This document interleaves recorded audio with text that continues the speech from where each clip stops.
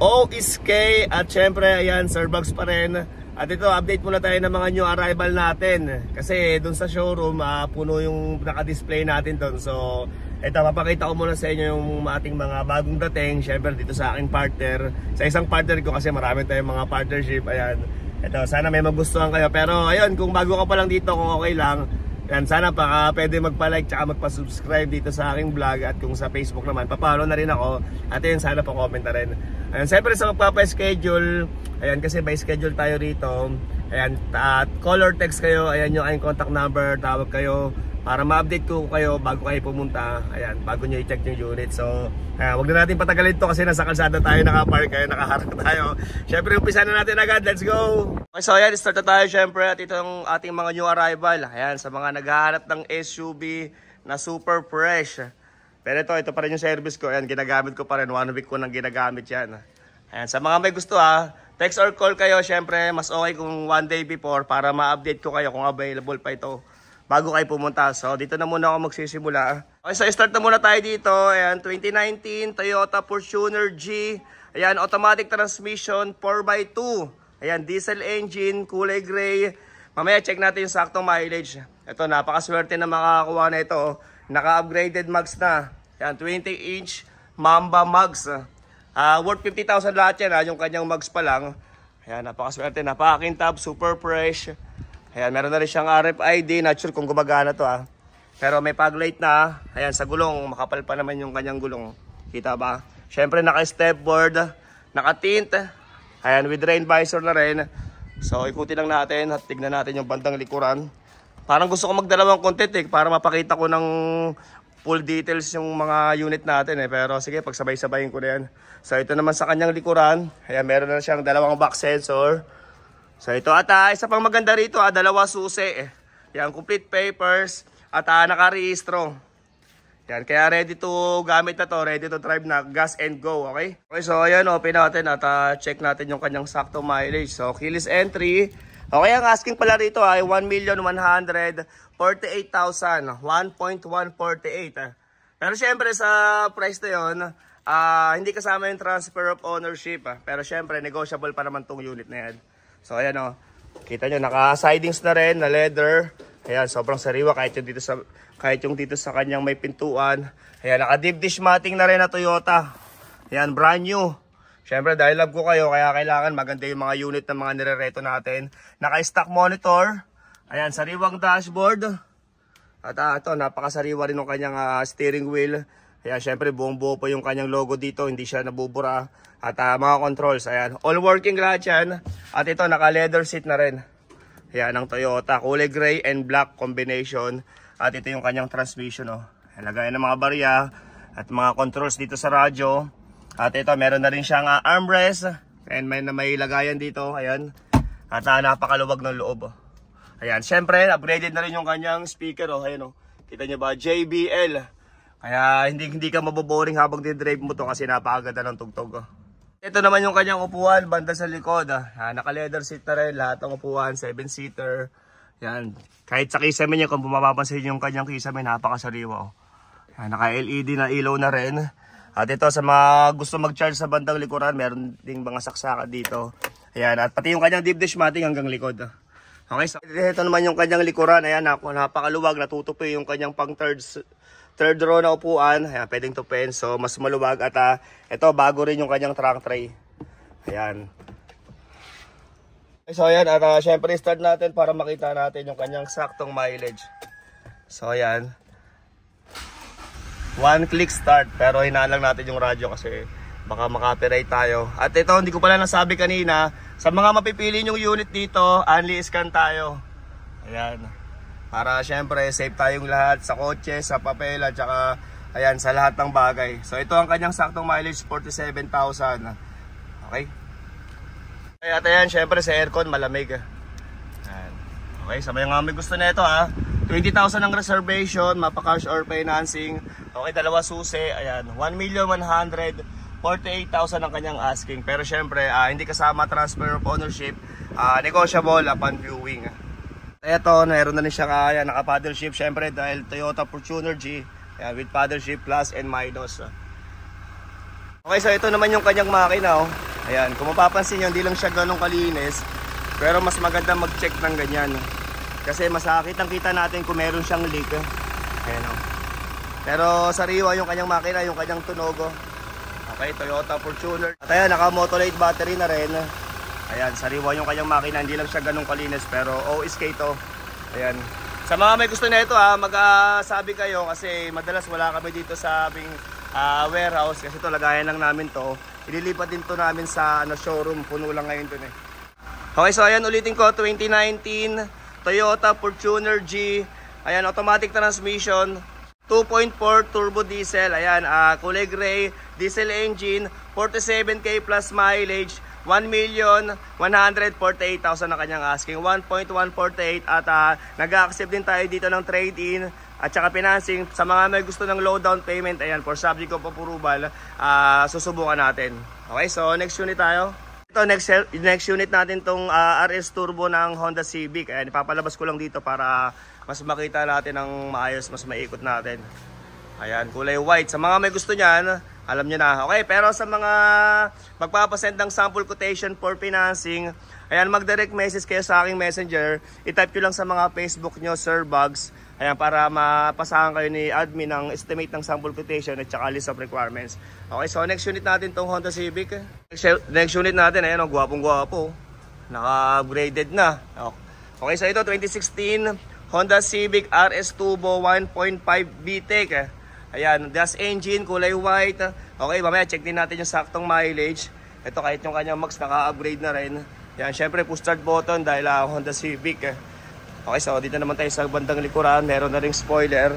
Hindi lang siya ganun kalinis kasi biglaan yung pagpunta ko kaya hindi ko napalinis lahat ng sasakyan. Pero sariwa siya, white siya kung mapapansin nyo. Ayan, napaka-fresh pa ng kanyang pagkakulay.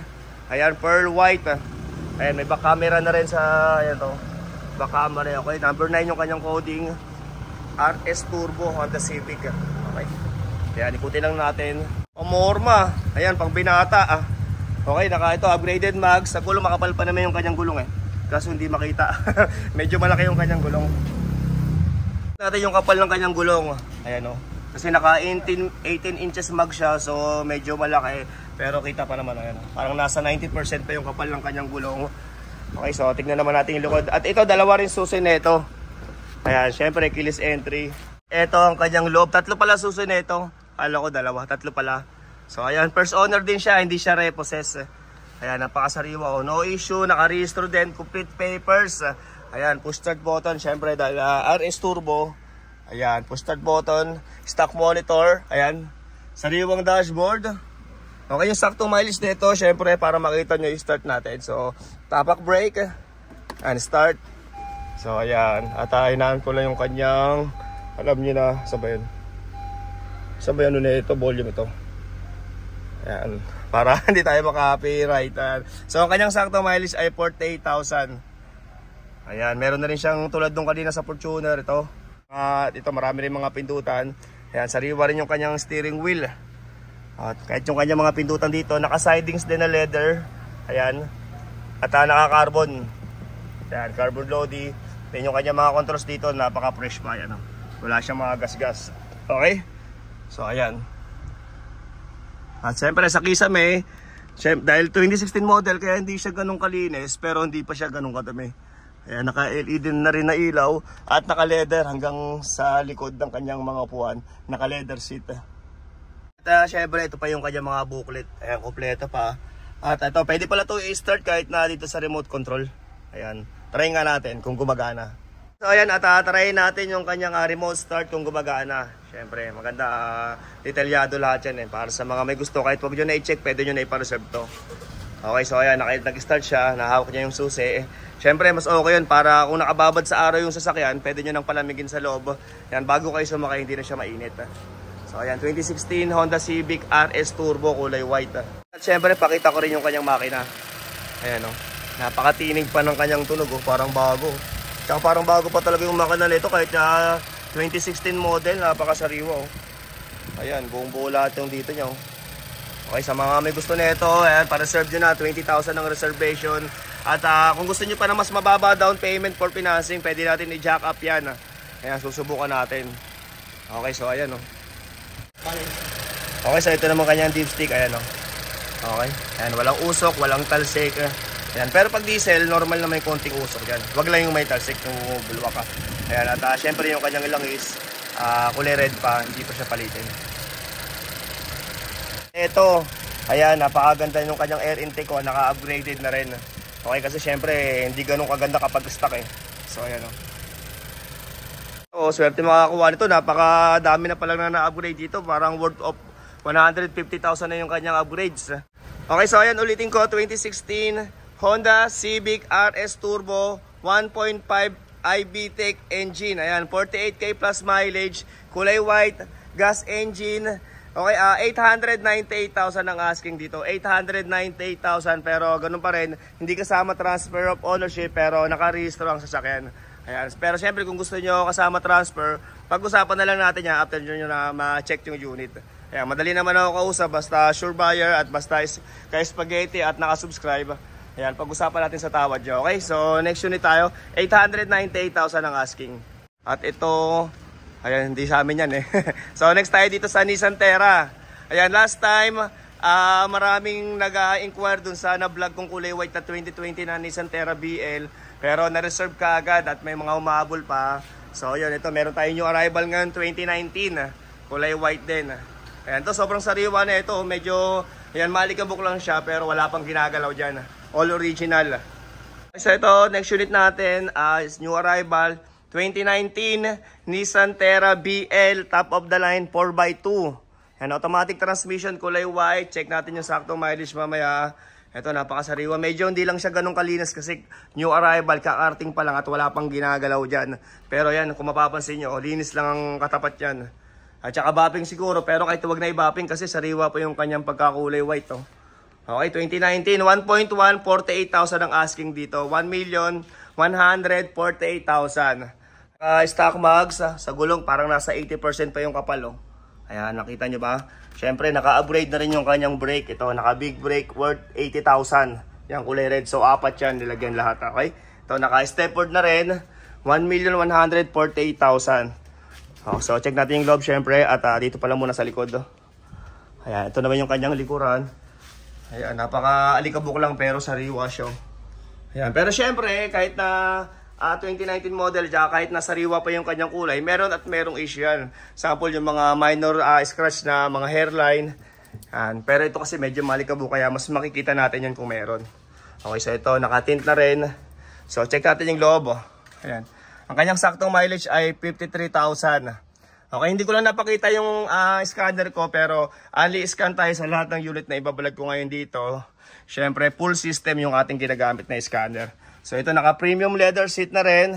Ayan, may mga controls dito sa steering wheel at napakasariwa pa rin ng kanyang pagka-leather ng steering wheel niya. Siyempre ito, kahit yung kanyang logo ng Nissan, kita nyo, bago pa. Kasi madaling makupas to eh. Okay, siyempre dahil BL, top of the line, push start button, ayan, naka-stock monitor, sariwang dashboard, kahit yung kanyang mga pintuan, super fresh. Ayan, naka-ano na rin. Naka-sidings na leather. Siyempre, ito talaga ang stock ng BL ng Nissan Terra. At ayun, dahil BL, top of the line, ayan, naka-power seat siya. Ayan. Okay. So, ito naman yung kanyang mga upuan sa likod. Ayan, naka-leather lahat ang upuan. Naka-premium leather. Naka-armrest na rin. Compartment. Ayan, siyempre, kanyang monitor. Andito pa. Ayan, working lahat yan. Okay. Ito, meron lang ako nakita ng konting gas-gas. Ayan. Kasi madali talaga magasgas pag dito. Siyempre kakabukas, ginagamit. Pero sobrang minor lang ng kanyang issue. Pero hindi naman issue yan kasi second hand yung sasakyan. Meron na rin siyang back sensor. Hindi ko lang mapapakita. At ito meron na rin siyang bakal dito na panghatak. Ayan, mukhang bago pa ata to. Okay, swerte. Ang dami na rin pala na-upgrade dito. At saka siyempre dahil BL, ayan, meron itong parking assist. Ito, naka 360 camera na rin. Ayan, 360 camera, paikot yan, kita lahat. Kaya safe na safe ang inyong pagdadrive sa pag-atras o pag-abante. Yan, kitang-kita nyo lahat. Okay, so start natin syempre at pakita ko rin yung kanyang makina. Okay, so yan, start natin. Tapak brake at 1 push, start. Yan. Ang ganda lang ito, nag-welcome. So hinaan natin yung kanyang radyo ulit again. Baka tayo'y ma-copyright. Ay, patay na lang natin. Ayan, syempre, basta Nissan, alam nyo na pagdating sa aircon. Ayan, napakalamig na. Yan ang maganda sa Nissan eh. Mabilis siya lumamig eh, kahit nakababad sa araw. Pag binuksan yung aircon, yan, malamig ka agad kahit number 1 lang. Okay, so ayan, check natin yung kanyang makina. Ulitin ko, kanyang saktong mileage ay 54,000. At ayun, syempre dahil BL ang kanyang variant, ito meron siyang dashcam. Ayan, dito yung buksan niya sa likod eh. Ayan. Okay, at ito, sa pang maganda rito, naka deep dish matting na rin siya na brand new. Ito, Hippo, ano bang basa dyan? Hippo Tech Mat. Ayan, ang kanyang tatak. Brand new rin to, brand new. Ayan, mga previous na natin yan sa ating mga ka-spaghetti. At may mga lagayan pa rito, ito. Okay, syempre, ayan, may mga saksakan ng cellphone. Ayan, all working lahat yan, napakalamig ng aircon. At ito naman yung kanyang makina, oh. Kita nyo naman sa tunog, oh. Ganyan ang tunog ng brand new ng Nissan Terra. Ayan, iba na rin yung kanyang battery kasi yung stock nito pinalitan na, syempre, 2019 model. Okay, ayan, oh. Panalo, wala pang ginagalaw dito kahit car wash, hindi po ito inuugasan, pero kita nyo naman, oh. Napakasariwa kahit yung kanyang dito. Okay, yung kanyang ilalim ng hood, oh. Ayan, sobrang sariwa. Natin yung kanyang dipstick, ayan. So, ayun. So, ayan, kita nyo, oh. So, walang usok, oh. Parang bago pa to. Ayan, pero usually may usok siyang konti. Pero usually talaga, mayroong sa mga diesel nga, may usok yan, wag lang yung may talsik. Pakita ko ulit, ha. So, ayan, wala siyang talsik. Usok, wala masyado, oh. Konti-konti lang, kita nyo ba? Ayan. Ito, pwede nyo na ito ipareserve, kahit pabili nang i-check to, sure na ako sa unit na to. Ayan, pero mas maganda, i-check na rin natin.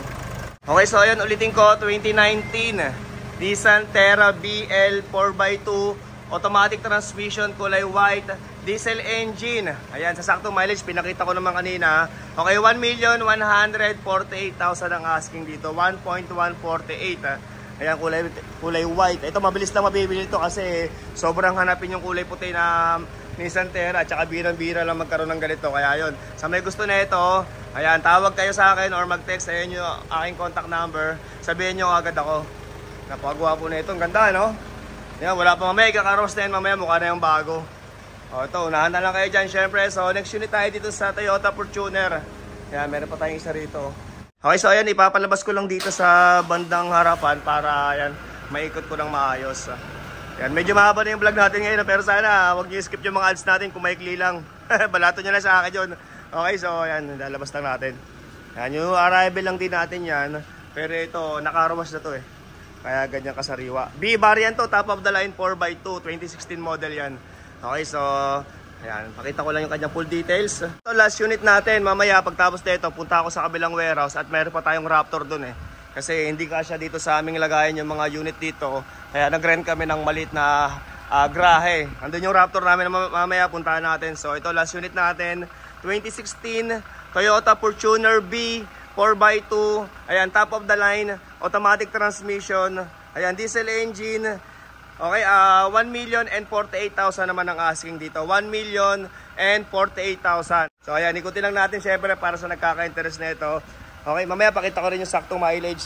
So ito, naka 2-tone box na stock, naka Bridgestone na gulong, ayan, naka stepboard. Syempre dahil second hand, 2016 model, may mga konting mga issue tulad ng ganyang mga hairline. Pero sobrang minor lang naman yan at yan, hindi pa kasi ito nababapping, malamang makukuha sa bapping yan, mawawala. At ito naman yung kanyang likuran. Meron na rin dalawang back sensor, may back camera, ayan, 4x2, Fortuner B. So ayan, sa gulong naman, napakakapal pa yun ng kanyang gulong. Okay, parang nasa 90% pa. So dito naman tayo sa kabilang side. Yan, baka may makita kayo na hindi nyo magugustuhan, po-comment na lang. So ito, naka rain visor, naka tint. So check natin yung loob. So ayan. Okay, syempre naka-radyo ulit as usual. Okay, hinaan natin. baka maka-operate na naman tayo. Ayan, sariwang dashboard. Kita nyo ba? Siyempre naka-premium leather seat. At ito, kahoy yung design ng banda rito niya sa kanyang transmission. Oh. So ayan, siyempre may mga lagayan ng barya, lagayan ng baso. At ito, lagayan ng RFID. Ito, gumagana pa yan. Okay, siyempre naka-stock monitor. Mga controls sa kanyang steering wheel, sariwa pa. Kahit yung kanyang logo. Ayan, naka-sidings na rin na leather. Ayan, oh, super fresh pa rin yan. At napakababa pa yun ng mileage nito eh. hanggang likod naka-leather naka-premium leather. Ayan, all working lahat ng ilaw. Siyempre, nilagyan na rin namin ng brand new na Hypo Tech Matte. Ayan, Hypo, ano bang tamang pronounce dyan? Siyempre, tignan natin yung kanyang compartment. At ito, wala na dito yung mga kanyang mga booklet. May ganun talaga, minsan meron, minsan wala. Tignan dito sa isa, wala rin Okay, so ayan. Okay, at ito yung kanyang saktong mileage, 60,000. At si aircon, napakalamig din ng kanyang aircon. Ayan. Ito, sa may gusto nito, automatic. Chat nyo na ako, test drive na natin kaagad to. Baka maunahan pa kayo. Ayan. Siyempre, dahil B variant, ayan, top of the line, push start button. Ayan, kasi yung mga G variant, isusi pa yun. Ito, naka push start na siya, 4x2. At ito, meron na rin mga... pakita ko lang yung kanyang makina. Ayan, sariwa po yung kanyang tunog. At ito, ayan, malinis na yung kanyang makina. Siyempre, naka Motolite na rin na battery. Check natin yung kanyang dipstick. Ayan, okay. Wala siyang mga talsik. Pero, ayan, tulad ng sabi ko, normal lang yung may ganyan na konting usok. Wag lang yung mga bumubulawak na mga yung langis niya. Yung, hindi normal yun. Ayan, kaya kung papansin nyo, bihira ako mag-vlog ng mga may edad na sasakyan. Gusto ko laging 2016 pataas kasi tulad na ito. Okay naman siya, good running condition. Magwa 1 week ko na siyang ginagamit. Pero ayan, parang hindi ako komportable sa mga low budget na mga unit Ito, pwede ko na ito i-pass brake sa may gusto na ito. Ayan, kayo na bahala magpalinis, magpa-bopping. At saka yung kanyang takip dun sa may transmission, wala akong ma-order. Pero okay naman, maganda yung takbo. Ayan, kahit ibigay ko na ng 500, 5,000 to 505. Okay, pass brake. Assist na yan, kayo na magpalinis. Pero okay yan, kasi yan, layo ng bahay ko. Subok ko na rin yan Kaso 2012 model So, balik tayo rito. Ayan, so okay. So, syempre dahil B variant, top of the line, naka-power seat na rin siya. Ayan, hindi ko napakita kanina. Power seat at power tailgate na rin. So, check natin kung working. Kasi 2016 model. Ayan, maganda yung gumagana lahat para wala na tayong iisipin pa. So, ayan, gumagana, power tailgate. At ito, bago rin yung kanyang trunk tray. Ayan, bonus na natin yun basta naka-subscribe sa atin. Ayan, pero sariwa pa rin yung kanyang ilalim Okay, naka-trunk tray na rin na plastic at ito malawag yung likuran. Syempre natutupi. Okay? So, balik natin kung gumagana mamaya kasi pagbukas lang siya gumagana pag sara hindi gumagana. So, ayan, working. Okay, at ito, dalawa rin pala susi na ito, hindi ko nasabi. Syempre naka-rehistro, complete papers na rin, ready to transfer na. Okay, so ayan, ulitin ko, 2016 model, Toyota Fortuner B, 4x2, automatic transmission, top of the line, diesel engine, kulay gray. Okay, 1,048,000 ang kanyang asking. 1,048,000. Ayan, sabihin nyo agad ako para di na kayo maunahan sa unit na mapipili nyo. Kasi yan, pag ganyan kasariwa, mabibilis mabenta yan. Lalo pag i-display na yan dun sa showroom. Okay, so last unit ko lang muna to. Punta lang ako sa kabilang garahe namin para i-vlog ko yung aming Raptor. Yan. 2019 model yon. So hanggang dito na lang muna, abang-abang na lang kayo para sa ibang sasakyan na hinihintay nyo. Sana nalibang kayo sa mga pinakita ko ngayon. Siyempre at muli, Sir Bogs nga pala ang pinakagwapong bugaw ng mga Repossessed cars. Thank you very much for watching.